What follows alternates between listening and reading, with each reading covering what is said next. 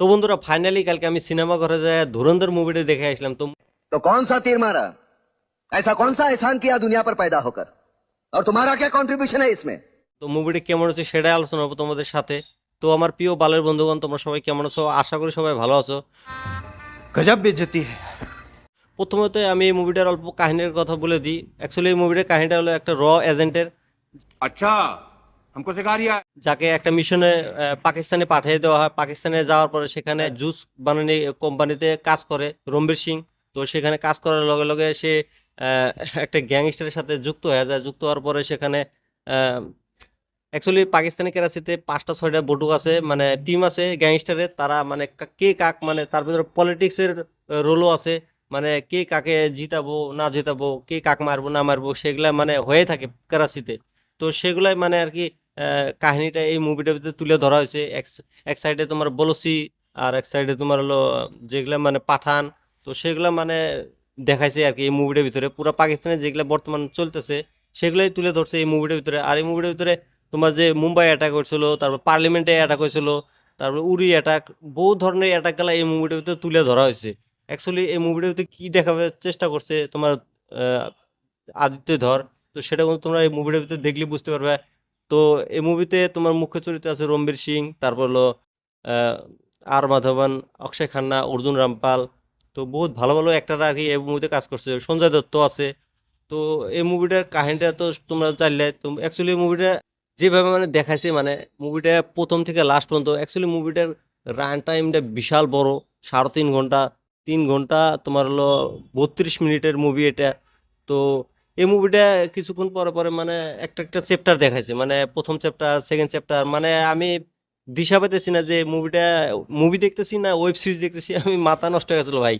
তো অ্যাকচুয়ালি এই মুভিটা না তোমার যেগুলো যেগুলো একটা করে চ্যাপ্টার দেখাইছে, ফার্স্ট চ্যাপ্টার, সেকেন্ড চ্যাপ্টার, প্রত্যেকটা চ্যাপ্টারে একটা একটা করে মানে ভিলেন হিরোর মানে এন্ট্রি হয়ে আসছিল।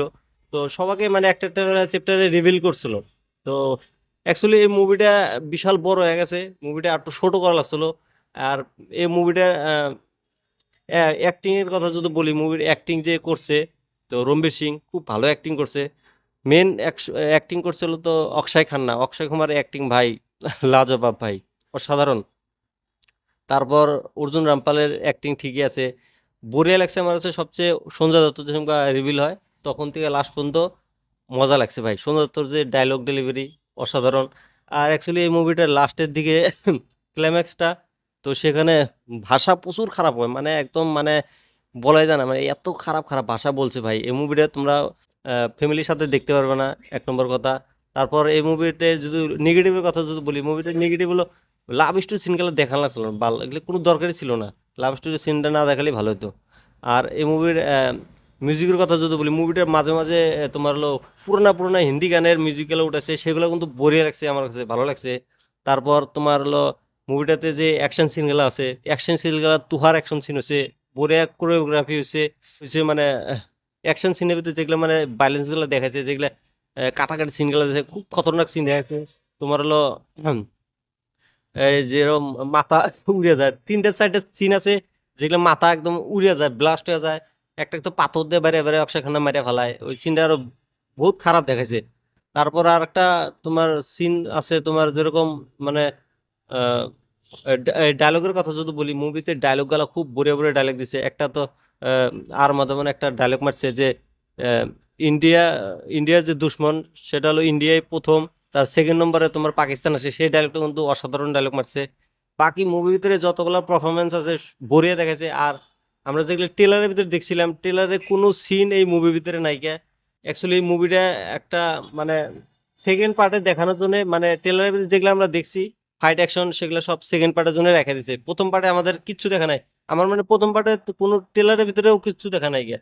তো এটা একটা অন্য ধরনের দেখায়, মানে সাসপেন্স দেখা দিচ্ছে। এখন সেকেন্ড পার্টের জন্য সবার উত্তেজনা থাকবো, মানে সামনে বছরে আসবে ঈদের ভিতরে শোনা যাইতেছে। তো আমার কাছে এই মুভিটা অ্যাভারেজ লাগছে, ভালো না খারাপও না তো বলা যাবে না। মুভিটার রান টাইম বিশাল হয়ে গেছে।